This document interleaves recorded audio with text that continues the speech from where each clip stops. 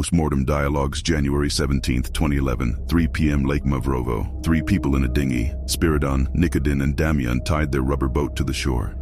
They shared a joint. "What's the right time to die for God?" Nikodin asked. Damian inhaled slowly. He gave Nikodin a stare and laughed as he coughed. "I think the time has come to die for truth. It smells like death round here. I can sense its presence."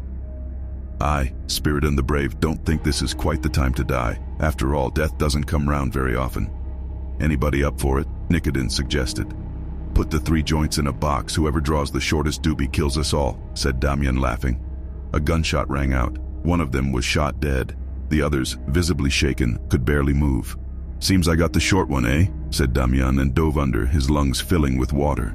Spiridon was shot in the chest and joined Damian. "What are you doing, Spiridon, man? The water's all muddy now." Damian raised his voice. "So this is the short end of the joint, eh? Nikodin, what a dog. Who would have known he had a gun? Oh man, that's a big gash on your head. Does it hurt?" asked Spiridon. "Ha ha. Where's Nikodin off to? He's trying to tell us something." "Hey fool, where are you off to?" Damian asked. "Leave him alone. Can't you see he's fighting for his life? Dying is not the hard part. You don't even fear death anymore. If I knew it was this easy, I wouldn't have been afraid to tell the truth. You think only those who don't tell the truth fear death? Man's always afraid of something. I've given my death a new lease on life at least twice. Get out of here. You don't need to lie when you're dead, Damian. And why would I lie to you? You can't kill me. It's so nice and quiet around here. Look at all those fish watching us. Do you think God is fishing for us, using fish as bait, eh? Dying's not that bad, let me tell you." He sighs. "No God around. No talk of souls being ferried across a river, no nothing. What does God even look like? Has he aged? Has he given his beard a trim? His eyesight still okay? Does he wear glasses? Is he nearsighted or farsighted? Has he gained some weight or is he still dieting? Does he walk with a cane? Does he have a hip replacement? What medication is he on? Does he still remember everything? Does he floss? And what's his email?" "Only now I understand we do everything in life mechanically," Spiridon sighed. "Yeah, I always found it strange. How come people with dementia remember to breathe? How do people with full body paralysis even take air in? Why does the victim follow the culprit and not the other way round?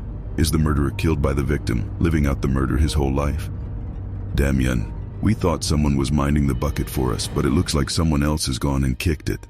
I really wanted to die so I could fly. I've always dreamed about floating about my friends' houses, see them fight or make love or what they look like when taking a dump. How's Nikodin doing, I wonder? Should I tell him not to worry or cross over straight away? Maybe he could try to kill this death of ours one more time so we can be born again into a new death, because this one is getting boring. Once you're dead, no one judges you anymore. Judgment's already been passed. Imagine God looking into everybody's case as they die.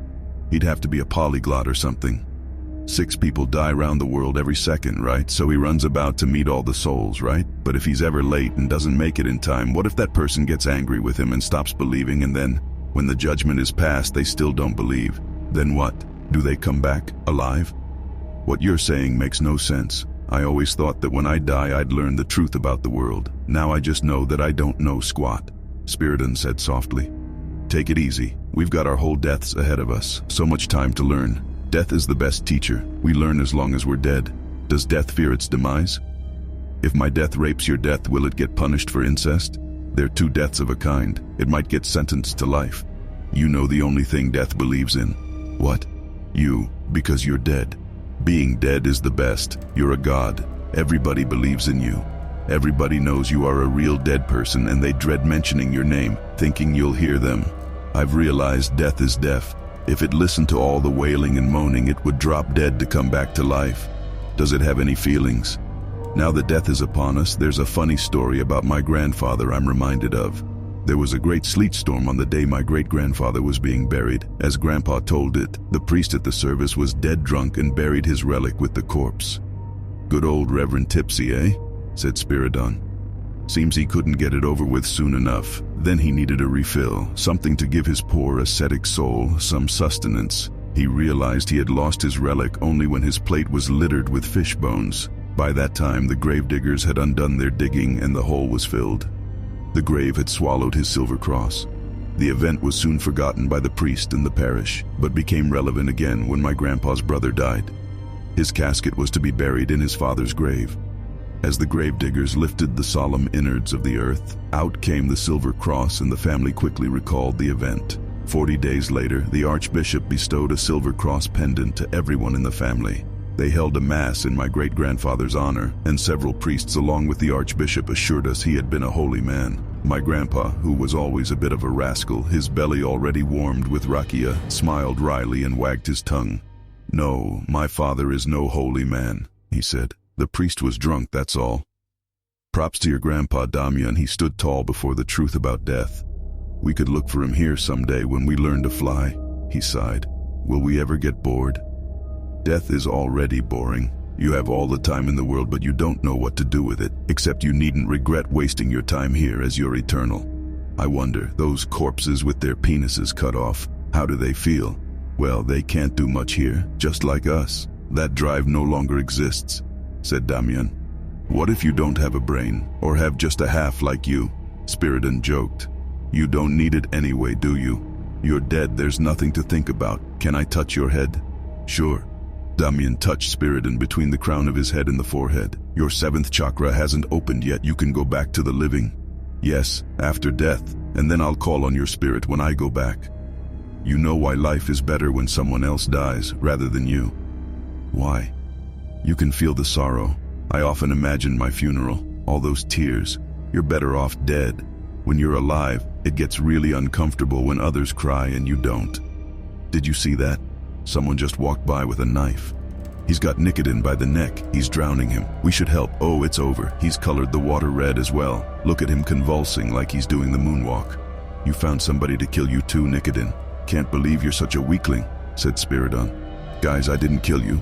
I don't know how to put this, but someone else is to blame for our deaths," said Nicodin. "Death's to blame, Nicodin. It always keeps a cool head and gives the right answers to life's many questions. Now you're all about justice? Isn't death heady enough for your? Enjoy it while they still haven't found and separated us. You need to age in death years. You're still a baby," said Damian. "This is not the time for fun and games," said Nicodine. "Come on, death is nourished by fun," Damian replied. "Justice is best left to the living. Let them bother with investigation and evidence. There will be a big box office film about us, but we won't care. We'll just be here, dead as doornails, waiting for the truth about our murders," said Spiridon. "Summertime, sunshine, this lovely lake. I'm telling you, this death business is a real vacation," Damian replied. "Look at all the fish here staring at us like we're dead. You know how many of your friends and cousins I've gobbled up, buddy? Huh? What's that? Wait, are fish dumb or something?" said Nicodine. "It's just a fish. Death welcomes you, dear friend," replied Spiridon. "I know, I'm just pulling its leg." "They will find us on the 21st day," said Damian. "Now that you're dead, you've become an optimist," joked Nicodine. "How do you know?" "We'll bloat like a balloon and float to the surface," said Spiridon. "Bloat and float? Is that like a fish party trick?" Damian intervened. "What's our current depth?" 6 feet below the surface," said Nicodine. "You guys know why there's no such thing as a death detector?" Spiridon quizzed. "Why?" Nicodine and Damian asked in macabre unison. "It's a dead-end business, that's why," said Spiridon. 12 days later, a diver is coming. Sooner or later, someone always arrives. This one will be hailed by our parents as long as they live. "And who shall hail him after they're dead?" Spiridon asked. "There's always someone," Damian replied. "How do I tell him to leave us here alone?" "Great, he dragged our bodies out. Now what?" Nicodine wondered. "Wait, listen. It's quiet. I can't hear a thing. Our bodies are laid out on the shore and we're still here. We're stuck." "Now what?" asked Nicodine. "We'll die of boredom, that's what," Damian replied. "Let's find a way to kill death. Maybe we'll finally learn how to live," said Spiridon. The last remains of the 3 friends were lowered in their graves. Eternal pain took seat in the hearts of their parents. The sole suspect for the triple homicide of Nicodine, Spiridon, and Damian on the shore of Lake Mavrovo was the serial killer Archangel, having escaped prison mere hours before the murder. His diary entry for the day read, December 17, 2011, 15 o'clock, Lake Mavrovo. 3 people in a dinghy. The murderer was captured and sentenced to life. The ghosts of the 3 dead friends in the lake went on discussing how to assassinate death. Afraid death might catch on to their plans, they invented a new watery language.